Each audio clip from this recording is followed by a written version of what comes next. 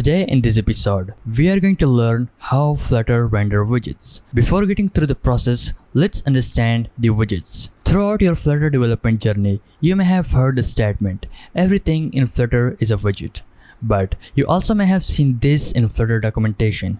A widget is an immutable description of part of a user interface.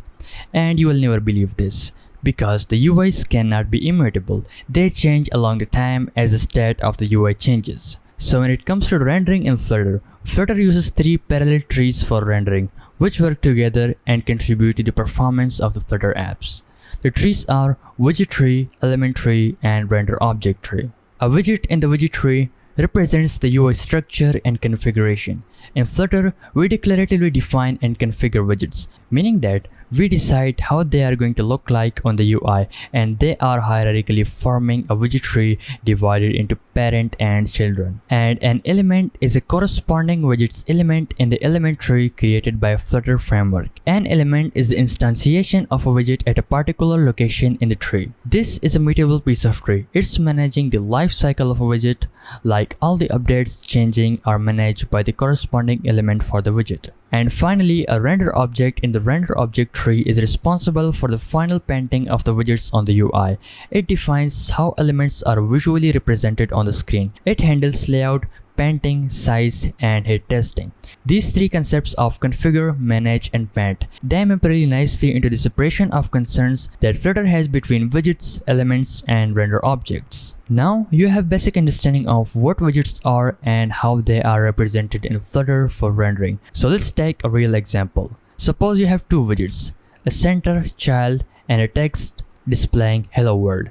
All it does to center the text hello world.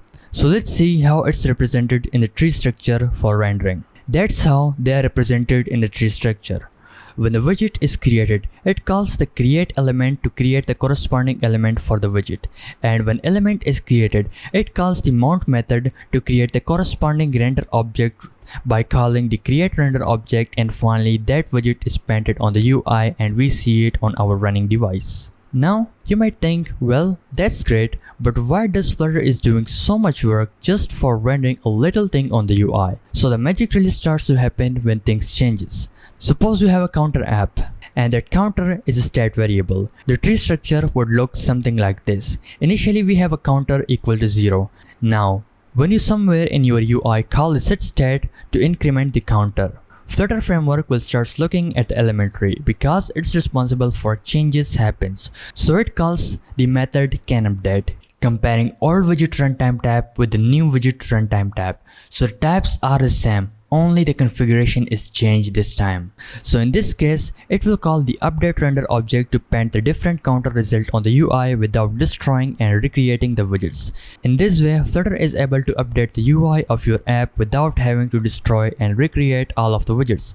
This makes it very efficient and responsive. So in summary, in widget tree, we define and configure widgets, that how they are going to look like, and the corresponding elements in the element tree are mutable parts and are responsible for managing the life cycle of widgets as widgets are immutable. And finally, the render objects in the render object tree are responsible for the final painting, sizing, and laying out widgets on the UI. So that's it. If you want to go in more depth, I already have created a detailed video on the same topic from where you can learn how Flutter render widgets with more advanced examples. So if you have any questions, please let me know in the comment section and I'll be happy to see your feedback and answer your questions. That's it. See you in the next video.